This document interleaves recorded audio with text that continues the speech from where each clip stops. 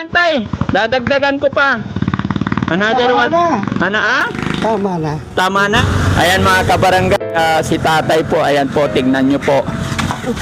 Isang magandang araw, mapagpalang araw sa atin lahat. Ayan. Mga kabarangay, kami po ay pabalik po ng Maynila. Kaya lang po, mayroon kaming nadaanan na isang matanda lolo na naglalakad at inausap ko ang ating team na huminto muna at tutulungan itong lolo. Tingnan nyo po mga kabarangay kung matatanaw ninyo sa malayo sa dahan-dahan po ang kanyang paglalakad at hindi po natin alam, hindi ko rin po alam kung saan siya patungo. Hindi ko rin alam mga kabarangay kung siya po ba ay lola or lolo, pero tingin ko po isa lolo siya. So mga kabarangay, pagmasdan ninyo, siya po ay dahan-dahan maglakad. May mga dala po siyang basket. Parang namamalimos yata. Sumilong sa waiting shed.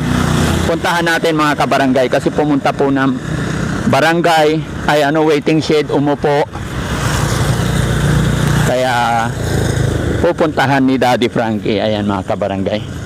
Kami po ay may pinuntahan dito sa Pangasinan. Kami po ay pauwi na. Kaya nadaanan ko lang po itong matanda. So mga kabarangay, samahan niyo po ako. Malapit na po kay tatay. Ayan. Hello tay. Hello tay, kumusta? Kumusta po? Tay, paninda nyo yan? Ay, ano to? Benta? Oh, mga kabarangay, paninda pala ni tatay ito. Magkano? 200. Magkano? 200. Ay, 200. Teka, dito ka, tay? Oh. Saan po kayo papunta nito? Saan po kayo papunta? Doon sa Payapa. Payapa? Teka, dito kayo San Carlos? Oh. Kasi tayo nadaanan kita doon. Oo. Oh. May daan. Oh. So ito paninda ninyo. Oo, ako ang gumagawa. Ay, kayo ang gumawa. Ang galing naman. So ilan na nabenta nyo, tay? May nabenta na kayo? Meron isa rin. Ay, isa rin. Pero taga dito po ba kayo sa San Carlos, Pangasinan? Saan? Labo? Labo? Ang Labo. Anlabo o Anlabo? Yung diyan kami nakatira. Diyan kayo nakatira. Ilang taon ka na, tay? Oo. Ilang taon ka na po? Ha? Ilang taon ka na po? 88. 88? Oh. Buti malakas pa na maglakad tayo, no? Pero anong oras no? Alas 12 na. Kumain ka na po ba? Kumain ka na? Ay, oo. Salamat naman. So, ito sarili nyong gawa ito, tay? Ang galing, no? Matibay. Mga kabarangay, si tatay, nagtitinda pala siya ng basket. At siguro, napagod. Kaya sumilong sa may waiting shed. Doon ko po sana hihintayin sa may puno, silong ng puno. Pero sinalubong ko na kasi siya po ay umupo dito. Ayan. So tay, may asawa ka po? Asawa nyo po? Ha? Asawa nyo? May asawa ka po, anak? Meron, si Lisa. Asawa nyo si Lisa. Oh, anak, ilan anak nyo po? Ay, hindi. Wala kaming anak. Wala pa kayong anak. Pero abayag kila Jad. Diya kayo bimalag. Mga kabarangay, medyo nahihirapan si tatay magsalita ng Tagalog kaya sinisingitan ko po ng salitang Pangasinense. Shout out po mga taga Pangasinan. Ayan. So tay, eto tay, ano ito? Ibang klase naman. Banana. Po? Banana fiber. Banana fiber. Okay. Oo nga mga kabarangay, ito sariling gawa ni tatay yung yung puno ng saging, no? Oo, yung tawag nito. yung natuyo na dahon ng saging, ang galing. Siya po ang mismo ang gumagawa, mga kabarangay. Ayan. Tapos ito yung mga scrap na plastic, no? Ang galing, no? So, si tatay, siya mismo ang gumagawa, tapos iniikot niya. Tay, gaano mo na katagal ginagawa ito? Ha? Abayag yulayang gagawaan? Matagal na kayong gumagawa nito? Matagal na, ha? Ay, matagal na. Buhay ko ito sa... Yan. Ganito talaga hanap buhay mo. Oo. Araw-araw ka nag-iikot? Gumagawa ko. Oo, gumagawa. Oo, isa-isa lang. Isa-isa, tapos iikot nyo. So, nakabinta ka na rin, tay. Isa. Ayan, mga kabarangay, no? Nakakabilib naman si tatay. Sa edad na 88, naglalakad po siya.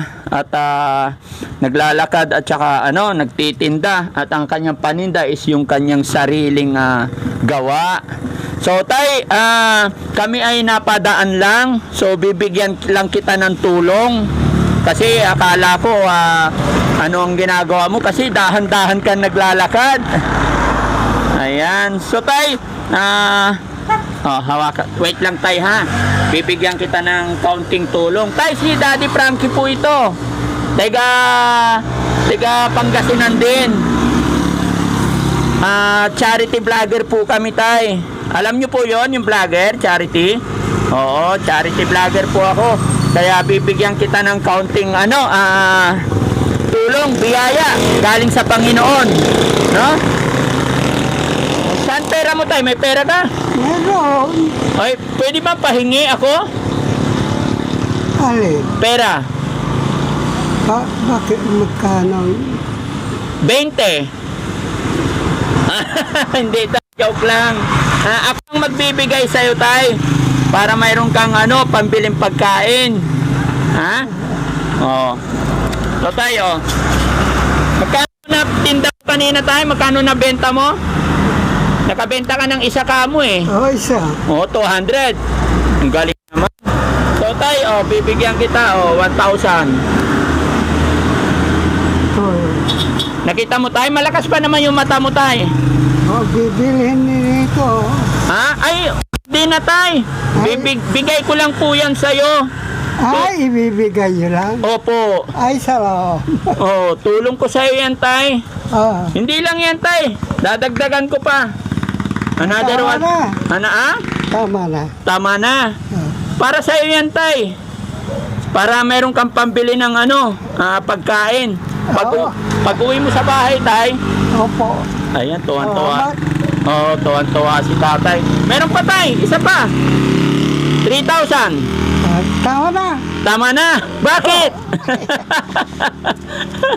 Marami na, ha? Marami na. Para marami kang pambili, tay. Marami ang pambili pagkain. No? Ano pangalan mo, tay? Delpen Pirer. Delpen? De Luna Pirer. Ano po? Sorry, ulit. Ha? Pangalan mo ulit? Delpin L. Pirer. Delpen L. Ferrer. De Luna. De Luna. Okay, tay. Ay, salamat, ha? Mag-iingat ka parati, ha? Ayan, ingatan mo yung pera mo. Oo. Pag uwi mo, bibili ka ng pagkain. Magpahinga ka, tay. Huwag ka munang 3,000 naman yan, no? Salamat. Uy, walang man, tay. Pasalamat natin yan kay God. Yung blessing na yan, si God po ang nagbigay, no? Talagang para sa inyo po yan. Opo. Okay. So, sanang uuwi ka na doon, tay. Uuwi ka na. Malapit na. Bili ka ng milk mo, tay, ha? Salamat. Ay, walang man, tay. Sige. Sige. Sasabayan na kita, tay. Lakad na tayo. Ay. Mauna na kayo.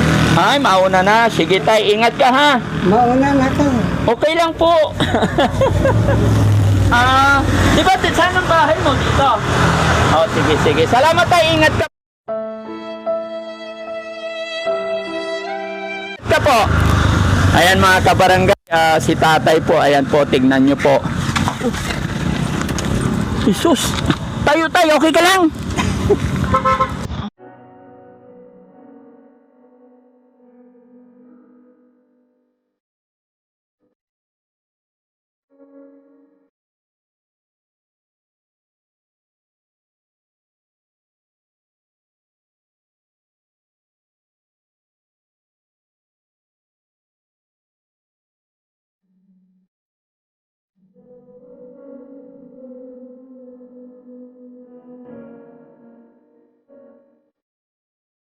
Okay ka lang? Nadapa. Nadapa ikaw? Naku. Oo. Ay naku, kinabahan ako doon. Ayan mga kabarangay, si tatay. Okay ka lang tay? Kaya mo? Saan ba bahay mo tay? Gusto mo ihatid na kita? Hindi na. Hindi na kaya. Oo. Oh, sige sige. Kasi nag-aalala ko tayo nadapa kay. Ha? Kaya? Ah, Ayan mga kabarangay. Oh, sige, ingat ka tayo, baka masagi ka ha. Okay. Ayan mga kabarangay, salamat sa Diyos. Nabigyan natin ng kaunting tulong ang isang tatay na nadaanan ng Daddy Frankie team. At kinabahan ako kasi sa pagpapaalam ni tatay, nadapa po siya. Pero nag-alok ako na siya ihahatid. Pero kaya daw niya. Mas masaya daw po siya na naglalakad. Tay, ingat ka ha. Tingin sa likod. Ito medyo nakadurog ng damdamin mga kabarangay. Kasi sa edad po ni tatay, nagtatrabaho at naghahanap buhay pa rin. Pumaparehas pa rin kahit anong edad niya. Talagang pinipilit pa rin niyang may araos ang kanyang pamilya, ang kanyang buhay. Kaya saludo ako sa mga tatay talaga na anything happen, hindi talaga sumusuko ano man ang kahirapan ng buhay. Makikita naman natin mga kabarangay, siya po ay hirap na hirap dahil sa kanyang edad, 88 years old, pero never po siyang sumuko. At tatanawin ko lang siya mga kabarangay, ayan medyo malayo na. So salamat sa Diyos. Nakatulong na naman si Daddy Frankie na aming nadaanan at alam ko siya po ay deserve at tinuro siguro ng Panginoon talaga sa amin kasi sa kanyang edad, 88 years old, naghahanap buhay pa rin. So mga kabarangay, maraming salamat. Masaya ang aming ang Daddy Frankie team dahil ang aming nadaanan at natulungan ay isang lolo na 88 years old at naabutan ng kaunting biyaya. So maraming salamat po mga kabarangay. Ang inyong lingkod po si Daddy Frankie kasama ang aking team. Sana po ako'y maglalambing sa inyo. Lagi po natin suportahan ang Daddy Frankie team. Ganon din sa aking mga kasamahan. Nang sa ganon sa inyong pagsuporta, pag-share ng videos namin na ito, mas marami pang matutulungan ang Daddy Frankie team. So maraming salamat po. Bye-bye po mga kabarangay. Ako'y magpapaalam pansamantala. At kita-kita po tayo sa mga susunod naming i-upload na video. Maraming salamat po. Bye-bye. God bless. Siya yung tao na maaasahan mo sa pagtulong. May paninindigan at hindi yan umuurong. Siya si Daddy Frankie, nakasama niyo palagi. Hindi ka iiwanan sa hirap at bighati.